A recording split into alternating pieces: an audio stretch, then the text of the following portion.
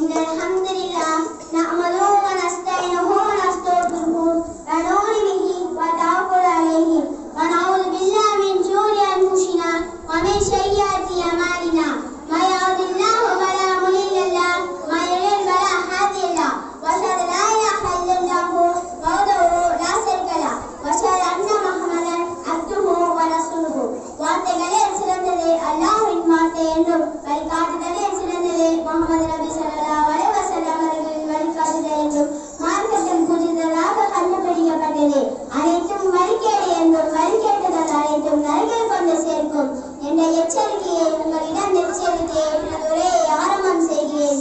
அந்தரத்தில் பூமியை சுழல விட்டவனே, தூணில்லா வானத்தை தூக்கி நிறுத்தியவனே, மின்னும் நட்சத்திரங்களை மிதவை ஆக்கியவனே, வண்ணமிகு வானவிலே வசீகரமாய் வடிவமைத்தவனே, வற்றா பேரனையா வையகத்தை காப்பவனே, இந்த 20,000 மாதங்களுக்கு இரவான இரவாக்கி எங்களுக்கு நன்மையை அருளி தருவாய் ரஹ்மானே என்ற துவா செய்தனாக எனது உரையை ஆரம்பம் செய்கிறேன். அல்ஹம்துலில்லாஹ். ஏற்க இறைவனின் கருணையை எதிர்பார்த்தே காத்திருக்கும் கணவன்களே, தாய்மார்களே, சகோதர சகோதரிகளே, இந்த கண்ணியமாக இரவிலே நான் காணிக்கையாகும் தலைப்பே பிற நலம் நாடுவோம் என்ற தலைப்பே. இதை பற்றி நபிகள் நாயகம் காட்டி தந்த வழிமுறைகளில் உங்கள் முன் எடுத்து வைக்கலாம் என்று ஆவல் கொள்கிறேன். அல்லாஹ்வின் அன்பை பெற்றவர்களே, நபிகள் நாயகம் காட்டி தந்த வழிமுறைகளில் நமக்கு தெளிவாக தெரியும் செய்து மார்க்கம் என்பது வெறும் தொழுவது, நோன்பு பிடிப்பது, தர்மம் செய்வது மட்டுமல்ல, பிற நலம் நாடுவதுதான் என்றார்கள். மார்க்கத்தின் முக்கிய கடமை என்பதுதான் ஒவ்வொருவரும் நம் மனக்கவன் பாய்களோடு பிற நலனின் அக்கறை கொள்ள வேண்டும்.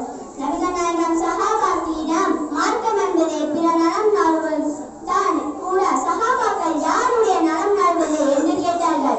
அதற்கு நபிகள் நாயகம் அவர்கள் அல்லாஹ்வின் நலம் நாடுவதும், ரசூலின் நலம் நாடுவதும், முஸ்லிம் தலைவர்களின் நலம் நாடுவதும், பொது மக்களின் நலம் நாடுவதுதான் என்றார்கள்.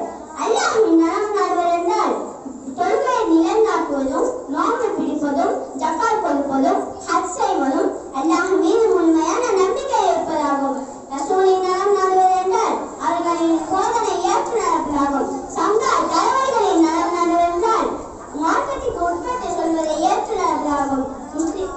பொதுமக்களின் உதவுதல் நலம் நாடுவது என்றால் அவர்களுக்கு எல்லா வகையிலும் ஹலாலான முறையில் உதவுதலாகும். இது முஸ்லிம் என்ற ஹதீஸ் நூலில் உள்ளது.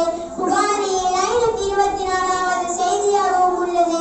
ஜரீர் பின் அப்துல்லாஹ் ரலியல்லாஹு அன்ஹு அறிவிக்கிறார்கள், அல்லாஹ்வின் தூதரே, இஸ்லாத்தை ஏற்க உறுதிமொழி எடுக்க வந்துள்ளேன். உறுதிமொழிக்கு ஒரு நிபந்தனை